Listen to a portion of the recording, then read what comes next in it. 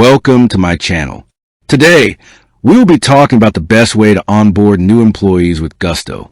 Based on my experience running a small business, Gusto is a game changer for new hire paperwork. The best way to use it is by leveraging its self-onboarding feature. This streamlines the process and ensures compliance without you chasing down forms.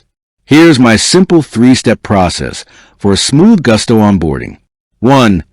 Initiate the process as soon as the offer is accepted. Don't wait until their first day. As soon as your new hire accepts the job, log into Gusto and add their basic information. This means their name, email address, start date, compensation, and job title. Once you input this, Gusto sends a personalized, secure email invitation directly to the new employee.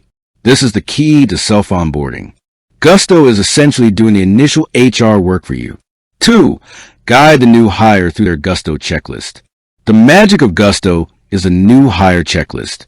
When the employee clicks the link, they are guided step by step to fill out all their essential documents. This includes federal forms. They complete their W-4 for tax withholding and the I-9 to verify their employment eligibility. Gusto clearly explains what documents they need to upload for the I-9, which save you a ton of back and forth. Personal and payment details. They enter their home address, date of birth, and crucially, their direct deposit information. This eliminates data entry errors on your end, ensuring they get paid correctly from day one. Benefits enrollment. If you offer benefits through Gusto, they can view and enroll in their health insurance for 401k and other plans right there. As the employer, your only job is to monitor their progress in your Gusto admin dashboard and be ready to answer any questions they might have about your company's specific policies. 3. Complete the final compliance check. Once the employee finishes their digital paperwork, you have one final, crucial step to stay compliant. Verify I-9 documentation. You must physically or virtually. For remote hires, review the original identification documents the employee listed on their I-9 form.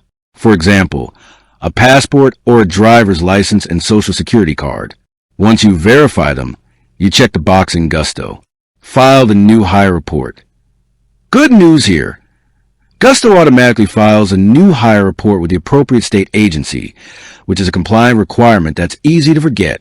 By initiating the self-onboarding and letting Gusto handle collection and storage of the sensitive data, you save hours and start your employee's journey on an organized, professional note. It's the most efficient and compliant approach I've found. With that being said, thank you for watching. For more finance videos, kindly check my page. Please like, share, comment, and subscribe to my channel. Thank you.